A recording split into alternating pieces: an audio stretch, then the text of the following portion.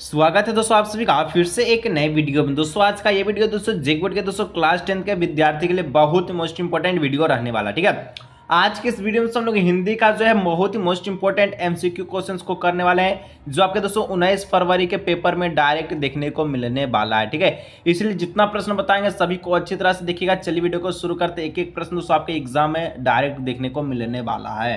तो चलिए दोस्तों बिना देरी का वीडियो को शुरू करते हैं। ठीक है, हम लोग दोस्तों खंड खा से शुरू करेंगे व्याकरण से, क्योंकि इससे पहले आपका खंड का रहेगा जो कि अपठित बोध रहेगा, यानी कि वो आपका पैसेज रहेगा और एक आपका जो है गद्यांश रहेगा और एक आपका काव्यांश। ठीक है, तो उस दोनों दोस्तों आप जब पढ़ करके खुद भी आंसर ला सकते हो और एग्जाम में अलग अलग रहता है। ठीक है, लेकिन ग्रामर और आपका बुक से वो सेम रहता है। ठीक है, तो कह रहा है 11 नंबर, निम्न में से किस वाक्य में अकर्मक क्रिया है। ठीक है, अकर्मक जिसमें आपका कर्म नहीं होगा। ठीक है, जिसमें कर्म नहीं होगा। ठीक है, सकर्मक जिसमें आपका कर्म होता है। ठीक है, तो यहाँ पर देखिए बच्चा खेल रहा, तो बच्चा खेल रहा है, ये क्या काम कर रहा है, काम कर रहा है कि नहीं। सर ये काम नहीं करे, यानी ऑप्शन नंबर 1 हो जाएगा, बच्चा खेल रहा है, ये आपका अकर्मक क्रिया है। ठीक है, चलिए 12 नंबर दोस्तों बोलता है निम्न में से कौन सा वाक्य सकर्मक क्रिया का उदाहरण। सकर्मक क्रिया यानी कि जिसमें कर्म हो। ठीक है, जिसमें कर्म लगा हुआ यानी कि कुछ ना कुछ काम कर रहा है। ठीक है, तो यहाँ पर मैं खेल रहा हूँ, खेलना कोई काम नहीं है, वो पढ़ रहा है। ठीक है, इस प्रकार से चिड़िया उड़ रही है, वो रोटी खा रहा है। ठीक है, तो यहाँ पर देखिए इसका जो 12 का जो करेक्ट आंसर ऑप्शन नंबर 3 हो जाएगा, वो रोटी खा रहा है। क्या खा रहा है, तो रोटी खा रहा है। ठीक है, खाने का काम कर रहा है। चलिए आगे दोस्तों नेक्स्ट 13, गुरु का एक अर्थ होता है शिक्षक, तो दूसरा अर्थ क्या होता है। ठीक है, बहुत मोस्ट इंपॉर्टेंट है और इसमें बहुत सारे बच्चे गलती करते हैं, अध्यापक को मारते नहीं तो आचार्य को मारते हैं। तो यहाँ पर दोस्तों ना अध्यापक होगा, ना आपका आचार्य होगा, ना आपका हल्का होगा। तो गुरु का मतलब होता है दोस्तों भारी। ठीक है, इसका दूसरा बात आपका भारी होता है, नहीं ऑप्शन नंबर 4 हो जाएगा। ठीक है, चलिए 14 नंबर दोस्तों कहता है निम्न में से कौन सा श्वेत का अनिकार्थिक शब्द नहीं है। श्वेत बोले तो श्वेत माने सादा। ठीक है, सादा का कौन है जो है अनिकार्थिक शब्द नहीं है, सफेद का। ठीक है, तो सफेद तो है, उजाला भी है, यानी सफेदी भी, तीनों आपका सफेद का यानी कि श्वेत का अनिकार्थिक शब्द है, मिलता जुलता है, लेकिन श्याम नहीं है। तो यहाँ ऑप्शन नंबर 1 इसका हो जाएगा करेक्ट आंसर। ठीक है, चलिए आगे 215, आजीवन कौन सा समास है। आजीवन, ठीक है, आजीवन बोले, यथासंभव बोले। ठीक है, इस प्रकार का जितना भी प्रश्न होगा वो आपका अव्ययभाव समास में आता है। ठीक है, ऑप्शन नंबर 2 हो जाएगा इसका करेक्ट आंसर। ठीक है, 16 नंबर दोस्तों, रचना के आधार पर वाक्य के कितने भेद हैं। रचना के आधार पर आपको बताना वाक्य का कितना भेद होता है टोटल।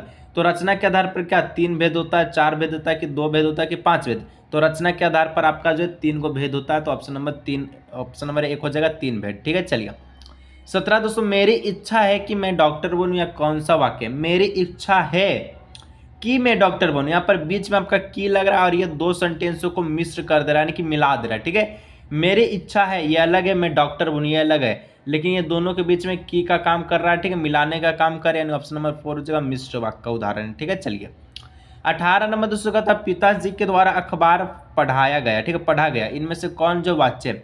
देखिए जब भी द्वारा चीज लगे, जहां आपको द्वारा दिखे, ये आपको ट्रिक याद रखना है। ठीक है, जैसे आप मैथ में ट्रिक के माध्यम से तहलका मचाएं, ठीक है, उसी प्रकार से हिंदी में मचेगा, ग्रामर में मेन खास करके जहां पर भी आपको द्वारा रहे, द्वारा दोस्तों हमेशा कर्मवाच्य में लगता है, नहीं ऑप्शन नंबर 2 हो जाएगा। ठीक है, यानी कि गीता के द्वारा पुस्तक पढ़ा गया, पिताजी के द्वारा अखबार पढ़ा गया। ठीक है, और रोहन के द्वारा पानी लाया गया, तो जहां पर द्वारा दिखे कर्मवाच्य का उदाहरण है। ठीक है, चलिए 19 नंबर, विद्यालय घर के डैश है, सही अव्यय को चुने। ठीक है, विद्यालय घर के क्या, विद्यालय घर के निकट है, दूर है, दूरी है, या फिर सटा है। तो विद्यालय घर के निकट है। ठीक है, दूर नहीं है, निकट है, ऑप्शन नंबर ए हो जाएगा। ठीक है, विद्यालय घर के दूर है, घर के दूर है नहीं बल्कि घर के निकट है, सही सेंटेंस बना, तो ऑप्शन नंबर 1 हो जाएगा। 20, वाच्य कितने प्रकार के होते हैं। ठीक है, आपसे पूछा वाच्य कितने प्रकार का होता है, तो वाच्य दोस्तों आपका टोटल 3 प्रकार का होता है, यानी ऑप्शन नंबर 1 हो जाएगा 3 प्रकार के। ठीक है, चलिए आगे दोस्तों एक आपका खंड का यहाँ पर ग स्टार्ट हो चुका है। ठीक है, जो कि पाठ्य पुस्तक से प्रश्न है 21 से लेकर 24 तक। ठीक है,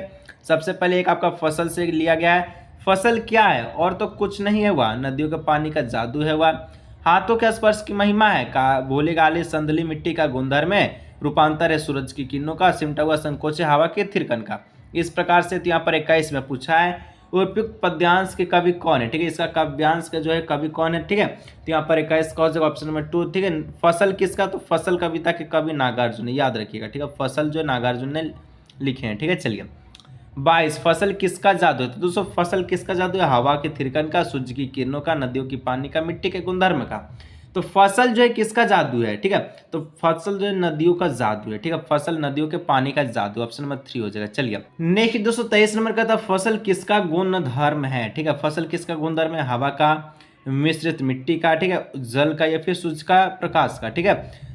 गुणधर्म पूछा यानी कि गुणधर्म मिश्रित मिट्टी का, मतलब अलग अलग प्रकार का मिट्टी, काली, ठीक है, पीली, भूली, सांदली, ठीक है, इस प्रकार का। चलिए 24 फसल किसका रूपांतर है, तो रूपांतर किसका दोस्तों, तो 24 का जो करेक्ट आंसर है वो हो जाएगा सूरज की किरणों का रूपांतर है, ठीक है, ऑप्शन नंबर 3 हो जाएगा। चलिए 25 सूरदास की काव्य भाषा क्या है, तो सूरदास का जो काव्य भाषा क्या है, अवधी है कि ब्रज भाषा की, खरी हिंदी या फिर पूर्वी हिंदी। तो यहाँ पर देखिए 25 का जो है मेनली जो करेक्ट आंसर, ठीक है, ये जो ऑप्शन नंबर 2 ब्रज भाषा, ठीक है। चलिए आगे 226 का था गोपिया ने किससे भाग्यवान कहा है, तो उद्धव तो हो अति बरबागी अप्रस रहत असने तगाते, इस प्रकार से पढ़े होंगे, ठीक है।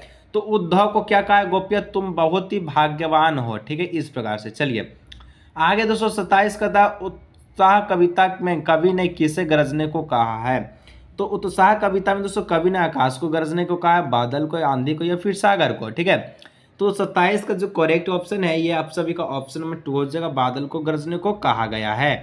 28 दोस्तों कहा है कि विकल विकल उन्मत्त थे उत्मन, ठीक है, उन्मत्त थे उन्मन पंक्ति किस कविता से ली गई है, विकल विकल उन्मत्त थे उन्मन, ठीक है। तो ये आपका जो है कौन सी कविता से लिया गया, तो ये आपका उत्साह से लिया गया है, ठीक है।